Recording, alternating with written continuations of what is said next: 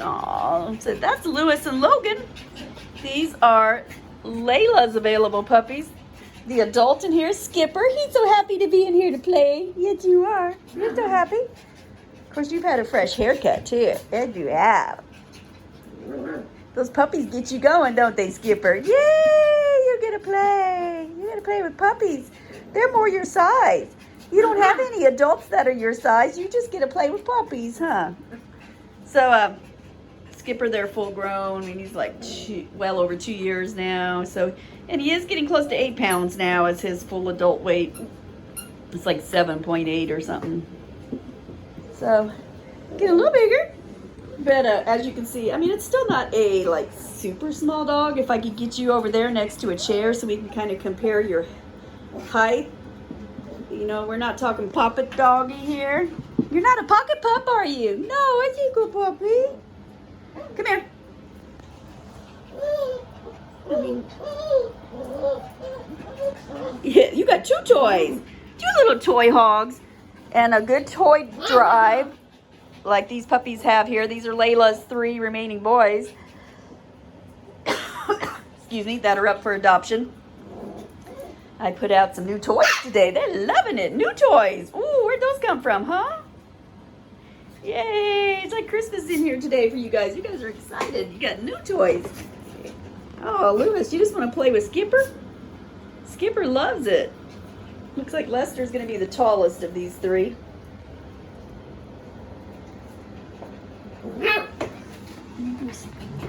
Oh, here it is. Here's a toy. Here's the yellow one. Logan. Oh, Skipper took it. Get it, Logan. I tried to give it to you. And that's Lewis there. So, as I was beginning to say, the toy drive, the big toy drive, is one of the social aspects you look for in a dog that you want to be a working class dog.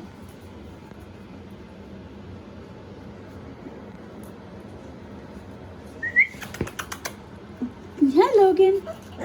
Hi, Logan. Lewis. Yeah, Lester, you heard it, don't you? So, come here. I know, Lewis, yes.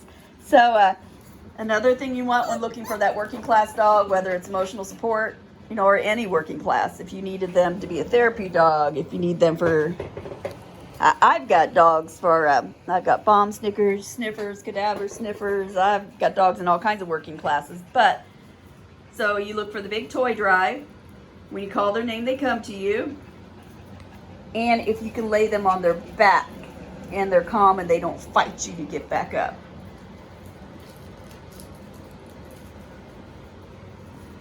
And all my dogs eagerly lay on their back to have their bellies rubbed, their feet rubbed, their ears rubbed, because that is part of the early stimulation training that I start at 3 days old. So you're starting that at 3 days old. You continue it until they leave here, and that makes a very responsive dog to training. So training my dogs, and what makes mine so much better than anyone else, is their training that they get here. So by 8 weeks old, they're good on the not going outside to potty for about every hour and a half. But if you're playing with them, and I would still, in the first couple of days, I still recommend taking them outside a good, every hour. And that's just to allocate the dog to your house, what door you want them to go to, touch the bell to go out, to tell them that this is where the bell has been moved to. That's just the first couple of days if you're playing with them. If you're not able to watch them and play with them and give them attention, you put them in their crate. And the first thing, because puppies need a lot of sleep, I would still recommend crating them 3 times a day just to get rest. And then the first thing a puppy needs to do when he gets out of his crate is potty. So you take them directly from their crate outside to potty. And that will make your house training 10 times easier too. Crate them 3 times a day, go directly from your crate outside. Same thing when you get up in the morning. And you let them eliminate right before you put them back in their crate. And that is pretty much the whole training routine. The last thing you want to do when you first day you have a puppy is hold it in somebody's lap and pass it from person to person for 12, 14 hours all day long. Like, oh, look at my puppy. Because you will exhaust that puppy and wear it out. Skipper, I know you think everything in here is yours because you've been dating. And the funniest thing is, he just lifts his leg. He doesn't even pee, which is hilarious. It's like he lifts it, and he doesn't pee. But he is dating a couple different girls. So that's one thing about the perfect male. Perfect male dog is one that you've neutered before his teenage phase, which kicks in about 8-9 months. So I always say, man, that by the seventh month, you want that perfect male dog, you get it neutered by then. I usually start freaking out if it gets to be 8 months old and it's not neutered, because that's when the puppy's going to learn to lift his leg. And once he learns to lift his leg, then it's a habit, and he's just going to continue to lift his leg. Skipper lifts it and he doesn't even pee. He's just, I don't know what he thinks he's doing. He doesn't get the point yet. He doesn't even go potty. He just goes around lifting his leg. He's hilarious. So that's a good point. Right, Skipper? You lift it, but you don't pee? That's good. Either that or you've been running around outside and you've already gone to the bathroom enough. But, so that makes the perfect male dog, because actually the male dog is the one that's more friendlier, outgoing, eager to meet people. They're quicker on learning commands, and they bounce from person to person for attention. So a family with children, or even a husband and wife, a male dog will do better. Females are perfect for that person that lives by themselves, that wants that dog to cling to them, because that is what a female dog does. They're going to cling to the person that gives them their food and water and lets them outside. And I think it's part of their intelligence. They're thinkers. So if you give a female dog a command, I have the stare off between me and the dog, because they want to know what's in it for them. So say I had 2 female dogs in the house, and my husband's like, they're your shadow. You go to the bathroom, they wait outside the bathroom door. They're just glued to you. And I said, well, I'm the only one feeding them and letting them outside. He said, but I go to work at 4:30 in the morning. I said, well, then let him out at 4 o'clock in the morning. So he gets up now and 4 and lets them outside, and then he fills up their food and water containers. And now they're equally our dogs, and they'll sit with him on the couch, and if I'm not around, they follow him around. So if you have the female dog, you just need to make sure everyone in the household is taking responsibility, taking them for walks, letting them outside, giving them food and water, so playing with them. Because the female dog's a thinker and they want to know what's in it for them. Now the male dog, they just want to play with anybody who will play with them.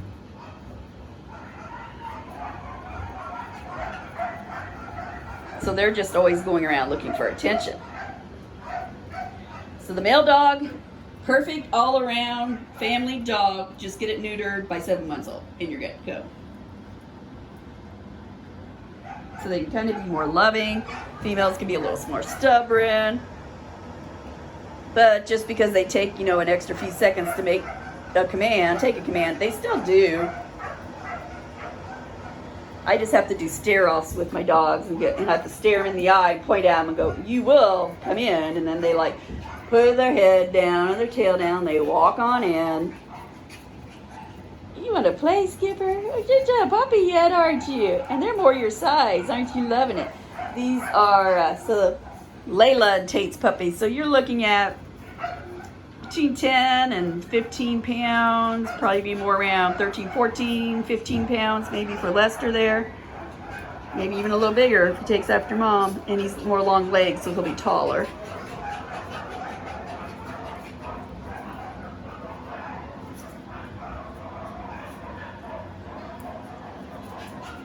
So this litter, because they are closer to the 15-pound range, and a couple of them might go over and be 16 pounds. So I priced them at the $2,800, your small petite litter. So if you're worried about, if you're stuck between, maybe the micro petite's too small, maybe the petite's too big, this is the perfect litter for you. And the price too, if you're worried about that jump to $300 more to pay for the ones that are under 15 pounds, which any of these could stay under 15 pounds. It's kind of just the perfect litter if you're worried about, you know, the size being too big for the micro petite like Skipper, and you just want to go a little bit bigger, then this is the perfect litter. And they got the perfect coat types. They're all going to be about Skipper color there. The medium gold, medium dark gold, I guess. That's dark golden. Get him, Lester! Get him! Lester said, "Did you say my name?" You're having a blast, aren't you? Because he'll play with you. He'll play rough. Rough and tumble boys, right? What are you doing there, huh, Logan? Logan, I give you attention. Yeah, I give you some attention. Oh, Lester wants attention. Lester, little sweetie. Hi, Logan. Logan's got the red on. There's Lewis. Ooh, I'm gonna need your nails trimmed. I'll work on that too today.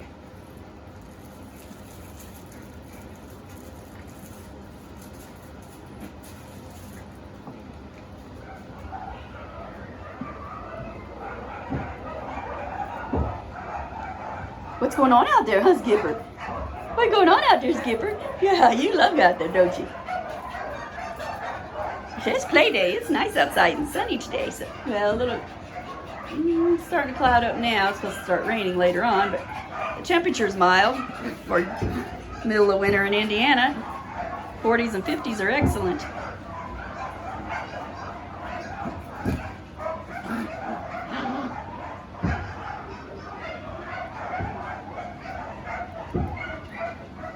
Lewis wants to play. He's talking to you.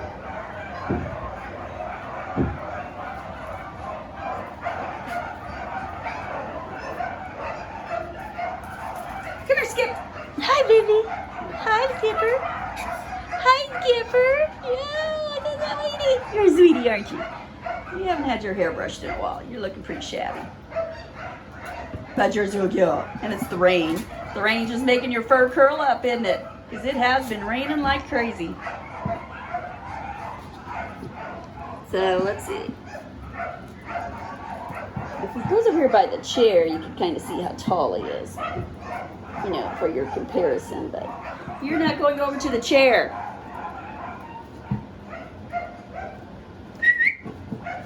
That's right. Hi. Hi, Lewis. I whistled and you came running, huh?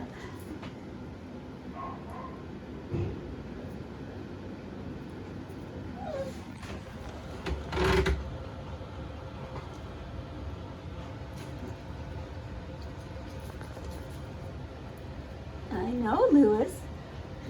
Lewis, huh? Hi, you I'll pet you, Lewis.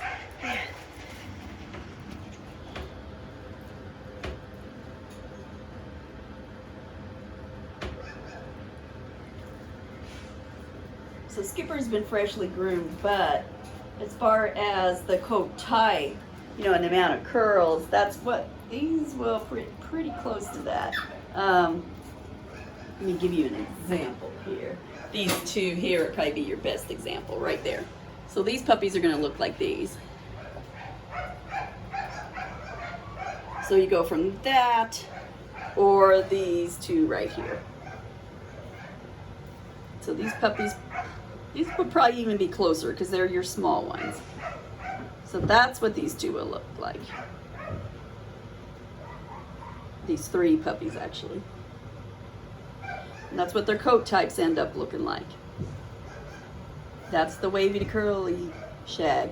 This one's tiny bit curly. Whenever I say slightly curly, it's probably going into that. And the wavy to curly is this one. You can, and what I determine by is how much curls like in their snout. So when you get into the slightly curly, you start seeing more curls. It just makes them look more fluffier. Whereas when they're just the wavy to curly coat, you know, they've got this longer hair here that hangs down flatter.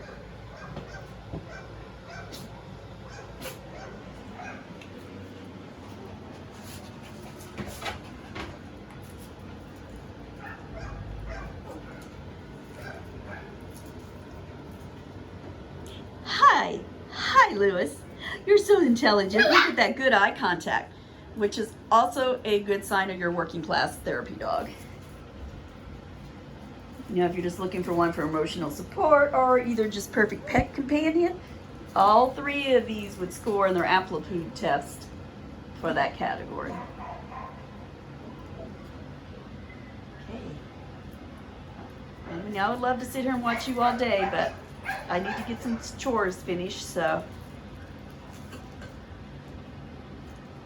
I'm going to let you go.